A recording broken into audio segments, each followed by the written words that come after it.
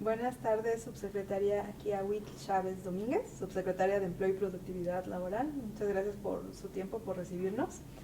Me presento, soy Rebeca Peralta de la Secretaría de Economía y estoy a cargo de la elaboración del cuarto Informe Nacional Voluntario de México respecto a la Agenda 2030. En este informe estamos documentando los programas prioritarios del gobierno, por un lado, también de la sociedad civil y de las empresas privadas, pero en este caso del gobierno, que abarcan de mejor manera la Agenda 2030. Lo estamos haciendo desde una visión integral, es decir, no vamos ODS por ODS, sino los programas que consideramos que son más emblemáticos en lo que la agenda nos marca, pero no como una agenda externa, sino su vinculación con el Plan Nacional de Desarrollo. Entonces, cómo nos hemos apropiado también nosotros de esta agenda desde nuestras propias respuestas a las problemáticas globales. Entonces queríamos conocer un poco más de este programa, Jóvenes Construyendo el Futuro, que es uno de los programas emblema del gobierno, de la administración del presidente Andrés Manuel López Obrador, y queríamos conocer de viva voz por parte de ustedes como implementadores del programa, pues un poco cuál es la visión que tienen o que se tiene desde esta administración sobre las y los jóvenes del país que no han tenido la oportunidad ya sea de ingresar o de permanecer en el sistema educativo o en el mercado laboral. Es decir, ¿qué es lo que lleva a las y los jóvenes, qué condiciones sociales los llevarían a no trabajar y no estudiar y por qué apoyarles? Sí, claro. Para comprender Jóvenes Construyendo el Futuro, yo creo que tendríamos que hablar del proyecto de nación que encabeza el presidente Andrés Manuel López Obrador y que se plasmó justamente en un Plan Nacional de Desarrollo posteriormente y en un tema más administrativo, pero desde antes él pensaba como proyecto de nación que la atención a los jóvenes, él decía desde antes incluso de ganar las elecciones, que resultaba urgente incorporar a los jóvenes al estudio y al trabajo, también en un contexto de descomposición y de mucha violencia en el cual, entre muchos otros factores, se debía también al abandono que sufrieron millones de jóvenes en todo el país en los últimos 30 años, ¿no? Y eso, evidentemente, después de todo ese tiempo, generó conductas sociales que pues, han sido bastante perjudiciales para la vida social del país, y el presidente con ese diagnóstico planteó como una propuesta en su momento político electoral y después lo tradujo en una política pública de gobierno, Jóvenes Construyendo el Futuro. Jóvenes Construyendo el Futuro inicialmente estaba contemplado en sus dos vertientes de estudiar y trabajar para garantizar estos dos derechos constitucionales y esenciales de los jóvenes, y posteriormente ya en el aterrizaje lo separó y está la coordinación de becas Benito Juárez, que es el tema de los estudiantes, y Jóvenes Construyendo el Futuro, que es el tema de los jóvenes que buscan una oportunidad para insertarse al campo laboral. Este programa se sintetiza en la frase emblemática del presidente de becarios sí, sicarios no, y es un programa de capacitación, pero no un programa de capacitación para el trabajo ordinario, como pudiera funcionar en algún otro país, sino pensándolo como una herramienta de reconstrucción del tejido social y darle oportunidades a los jóvenes que más lo necesitan y que menos oportunidades han tenido.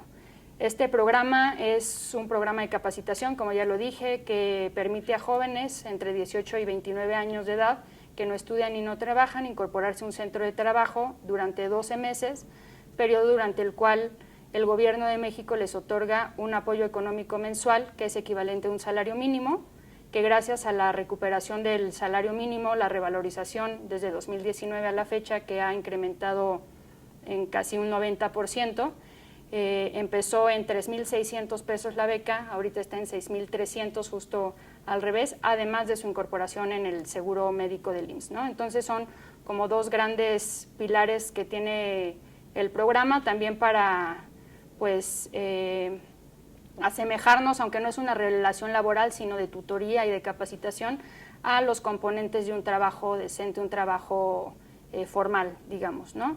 Y esto ha sido gracias también al apoyo del sector privado, que se ha comprometido de manera muy solidaria con la formación de los jóvenes. Han participado ya en el programa más de 500,000 de centros de trabajo, que van desde centros muy grandes que nos han ayudado, por ejemplo, el Consejo Coordinador Empresarial y estas grandes cámaras que aglutinan todas estas empresas, pero también los más locales que impactan de manera muy puntual en las localidades donde antes nadie llegaba, ¿no?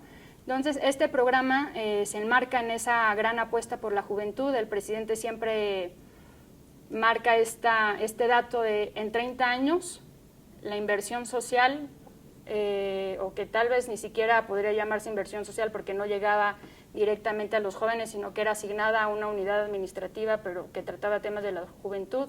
En 30 años, 7,000 millones de pesos, y en lo que va del sexenio, que son 4 años y medio, 5, ya van 107,000 millones de pesos, ¿no? Y dicen que la importancia sobre un tema, que un gobierno le da un tema, se ve en el presupuesto que le asigna, ¿no? Y yo creo que el presupuesto que ha invertido el gobierno de México a la juventud habla por sí mismo. Son estos 107 millones solo en Jóvenes Construyendo el Futuro, pero además están las becas Benito Juárez, que solo en 2023 son 80,000 millones de pesos, ¿no?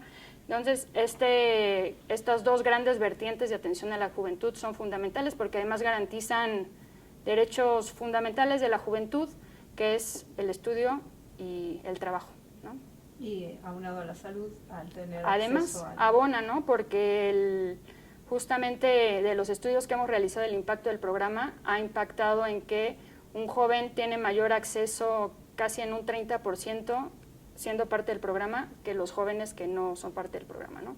Y también el tema de la inserción laboral, aunque si bien el presidente no lo pensó como un programa de capacitación regular, que lo único que buscaba era la empleabilidad para la inserción, sin embargo, los datos de cuántos jóvenes se insertan a un trabajo después de su paso por el programa es bastante importante. 6 de cada 10, según datos del propio INEGI, tienen un trabajo después de su participación por el programa, y otros regresan al estudio o buscan otro tipo de ocupaciones, ¿no? Pero la tasa de inserción es altísima y eso habla pues del propio éxito del programa. Ahí me gustaría quizá como profundizar un poco en el caso específico de las mujeres, ¿no? De las jóvenes mujeres que forman parte del programa. Se sabe que la brecha en el acceso al mercado laboral se explica, entre otras cosas, por la maternidad y la carga de trabajo de cuidados no remunerada.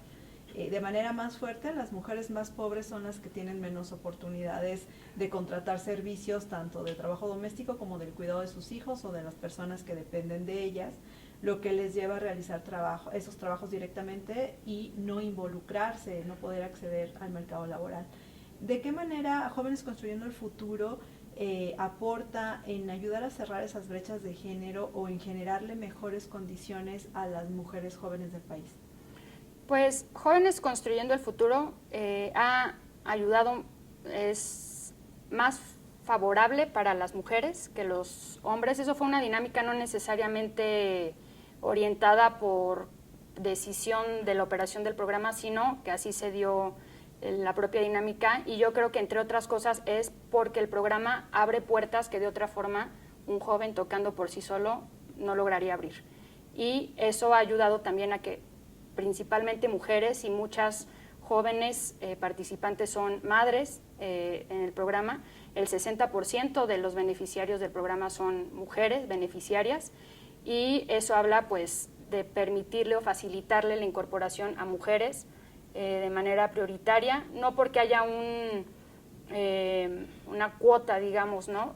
Es de manera igualitaria, sin embargo son las mujeres las que más se han beneficiado del programa, además de que les permite insertarse actividades que normalmente están pensadas para hombres, ¿no? Este tema de ingenierías, tema de tecnologías, etcétera, que normalmente son mundos de hombres.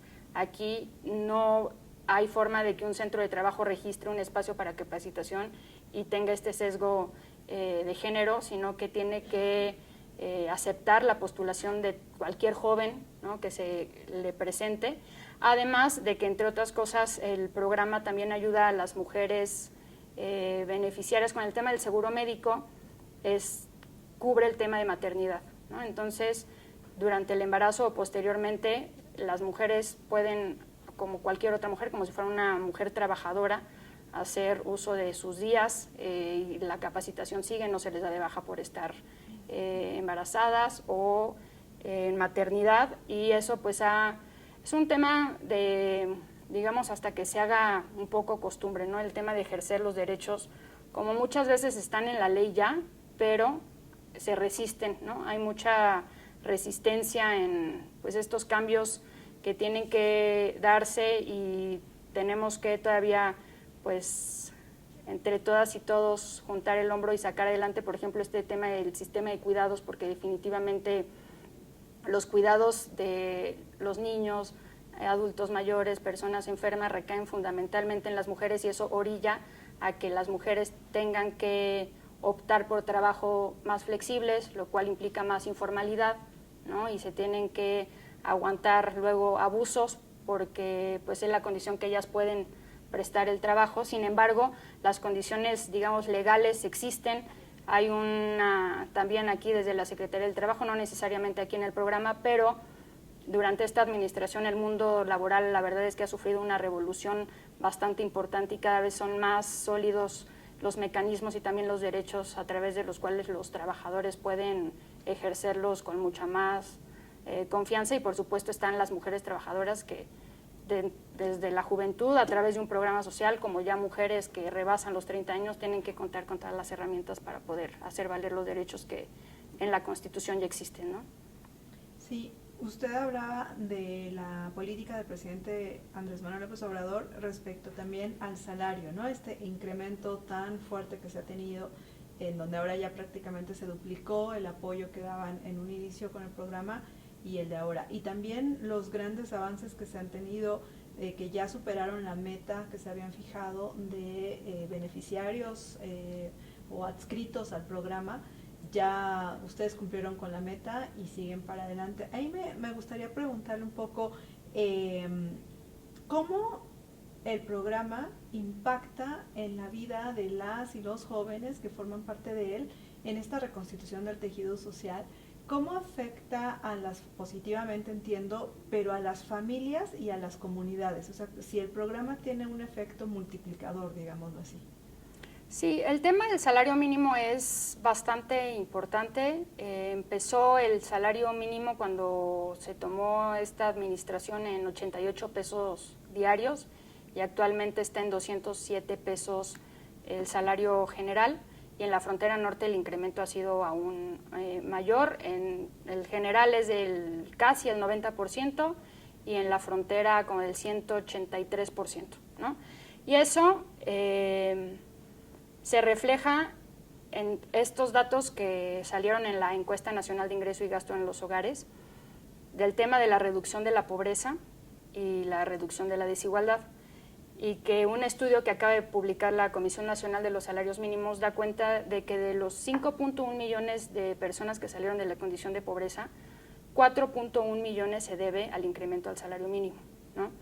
Y eso en el programa evidentemente impacta porque la beca, al tratarse de un programa de capacitación para el trabajo, siempre se vinculó el monto de la beca al del salario mínimo. Entonces, conforme va creciendo el salario mínimo, va creciendo la beca y eso garantiza que los jóvenes que participan ahí pues tengan un ingreso que les permite estar al menos en la línea básica para tener pues todo lo necesario para tener una vida con bienestar y con dignidad. Y eso les influye a ellos, pero también en el espacio donde ellos se desarrollan, en sus comunidades y de manera más inmediata en sus propias familias, ¿no? Tener al menos un ingreso mínimo en un núcleo familiar ya es bastante. Hicimos un estudio del impacto del programa durante la pandemia y era muy interesante ver que el impacto del programa en las viviendas, en las casas, en los hogares, ayudó a que muchas familias no se quedaran sin comer por una beca, ¿no? Equivalente a un salario mínimo. Y eso es uno de los muchos efectos, ¿no? El otro es el de reconstrucción del tejido social. También trabajamos nosotros de manera muy estrecha con la Secretaría de Seguridad y Protección Ciudadana, donde ellos nos van poniendo en el radar dónde son los puntos de mayor importancia en el tema de la estrategia de pacificación. En el Plan Nacional de Desarrollo el programa está contemplado sí en el eje social, pero también en el eje de estrategia de paz, ¿no? Y eso ayuda pues a ocupar a los jóvenes que están en esas comunidades donde son más propensos a desviarse y optar por las conductas antisociales. Si tú le das una alternativa al joven, una opción, la van a agarrar, solo hace falta que se las pongas enfrente. Y eso ha ayudado mucho. Los propios datos de la Secretaría de Seguridad hablan de cómo ha disminuido sustancialmente la detención de jóvenes por comisión de delitos, tanto del fuero común como del fuero federal, y eso habla entre muchos otros factores, porque el esfuerzo en el tema de pacificación es interinstitucional, pero también habla de cómo Jóvenes Construyendo el Futuro ha puesto su granito, en lo que nos corresponde en el tema de pues, darle la mano al joven y decirle, no es necesario que te vayas para acá, sino aquí está el programa, ¿no?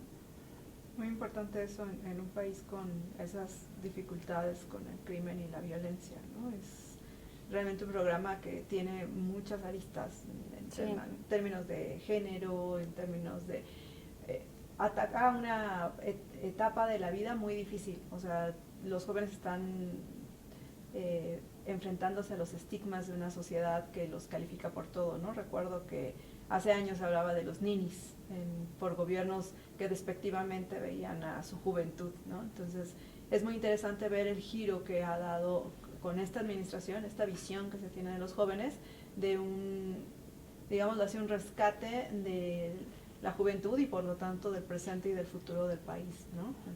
Sí, totalmente. Es como el presidente, eso de los ninis lo dice todo el tiempo, ¿no? De manera despectiva, ni estudian ni trabajan, como si el joven no estudiara ni trabajara porque no quería, porque era flojo y no porque no tuviera la opción de estudiar o trabajar, ¿no? Y aquí es muy claro que cuando le das al joven la oportunidad, la agarra, ¿no? Y también sea de trabajar, como es el caso de Jóvenes Construyendo el Futuro, o también de las becas estudiantiles que están buscando todo el tiempo la oportunidad de acceder a una, y las tasas también de deserción escolar han bajado muchísimo gracias a la inversión que se está haciendo en becas educativas. Entonces, solo es una cuestión de enfoque, ¿no? De prioridades. Aquí el presidente ve los jóvenes como una inversión a futuro. Si hay una buena generación de jóvenes, el país en 10, 20 años va a ser otro país, ¿no?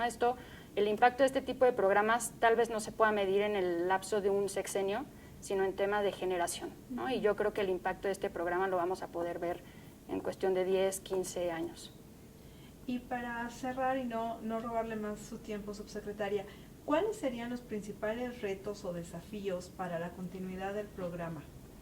Pues yo creo que hemos avanzado bastante bien en el programa. Como todo proyecto nuevo, se va mejorando con el paso del tiempo, y ahorita yo creería que estamos en un momento bastante sólido del programa. Yo creería que para las próximas administraciones es fundamental que se mantengan estos programas de atención a la juventud. Ya vimos qué pasa cuando la juventud es abandonada, cuando no se les da una opción, una alternativa, y no podemos regresar a esa política de no atención a la juventud.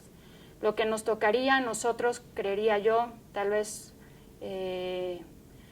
no es por presumir, pero creo que el programa está muy sólido, muy bien orientado, y si acaso es focalizarlo aún más de lo que ya está, ir aún más por los jóvenes que más lo requieren, los jóvenes de los pueblos originarios, los jóvenes de los municipios con mayor incidencia delictiva, los jóvenes con discapacidad, las mujeres, aún focalizar más dentro de este universo que tenemos de desigualdad, pues focalizarlo aún más, ¿no? Siempre ir por las y los que más lo requieren y más lo necesitan. Entonces yo creería que por ahí se podría seguir orientando el trabajo, no que no se haga, ya se hace, pero yo creería que podríamos todavía profundizar más y los resultados podrían ser aún más identificables. Y esta apuesta por la juventud por parte del presidente López Obrador es visible, ¿no? Tan solo usted debe ser una de las subsecretarias más jóvenes de todo el gabinete, y pues tener a cargo un proyecto así pues ayuda a tener una visión desde el mismo sector, ¿no? O sea, a veces veíamos que se nombraban secretarios de agricultura a empresarios de no sé qué cosa, que no tienen nada que ver. Pero aquí supongo que la mirada también desde la misma experiencia de la juventud pues es como muy relevante, ¿no? No sé, esa parte, si nos pudiera contar un poquito cómo lo vive, esa cuestión más personal de... Sí, pues yo creo que el presidente ha dado la oportunidad a gente muy joven, entre esas personas yo, y confió en nosotros, ¿no? en que entendíamos lo que él quería hacer, un proyecto que llevan construyendo compañeras y compañeros que unos siguen aquí, otros ya no, décadas, personas que nacieron, que están antes de que nosotros siquiera naciéramos. Entonces poder ejercer este nivel de responsabilidad con una confianza que el presidente otorga, la verdad es que es de mucho orgullo, y siempre trabajamos en esta secretaría, el secretario Marat y yo y todo el equipo, que en realidad es un equipo muy joven en general, pues con ese compromiso, ¿no? Con esa idea de no fallarle no solo al presidente, sino a los millones de personas que confían en el presidente, porque es un proyecto que tiene muchísimo tiempo, muchísimo empeño en lo que se ha planteado. Cuando ves las tasas de aprobación del presidente de 70%, es pues la gente ratificando lo que el presidente y todo su equipo ha estado haciendo bien todos estos años, ¿no? Y entonces es pues seguir sobre la misma ruta. Yo soy, yo no creo que la subsecretaria más joven, pero sí de las más jóvenes, pero yo creo que hemos respondido bien los jóvenes, hemos cumplido con la confianza que se nos ha encomendado, y creo yo que pues es un privilegio bastante grande tener a esta edad pues un nivel de confianza de ese tipo del presidente para poner en marcha uno de sus proyectos pues, más emblemáticos de todos. Yo diría está el programa de adultos mayores, que es como la joya y la corona, porque pues existe desde que él era jefe de gobierno y lo implementó de manera extraordinaria, pero el tema de jóvenes construyendo el futuro pues es uno de los que más esperanza da, porque nunca había habido algo similar en la historia del país, ¿no? Entonces para nosotros es de mucho orgullo poder pues representar y dar las cuentas que creemos que son bastante buenas, que el presidente está muy contento, que la gente está muy contenta, y pues seguir hasta el último día de esta administración con ese mismo compromiso y seguir trabajando. Pues muchas felicidades y gracias. Muchas gracias. Y bueno, finalmente grabamos el clip en un minuto. Si nos puede decir. Jóvenes Construyendo el Futuro es fundamental para el país, no solo es importante, sino fundamental, porque es una apuesta para los jóvenes del presente, pero que significan el futuro de nuestra nación. Invertir en los jóvenes de ahorita significa un México del futuro más próspero, más justo, más democrático, con mayor bienestar. Entonces, nunca más hay que volver al México que no tome en cuenta a sus jóvenes, que no vea a sus jóvenes, que no garantiza los derechos fundamentales de un joven, que son el derecho al trabajo, el derecho a la educación, el derecho a la cultura, al esparcimiento, básicamente el derecho a la felicidad, ¿no? En todos los aspectos que eso implica. Entonces, Jóvenes Construyendo el Futuro es un programa imprescindible para seguir construyendo un México transformador y revolucionario.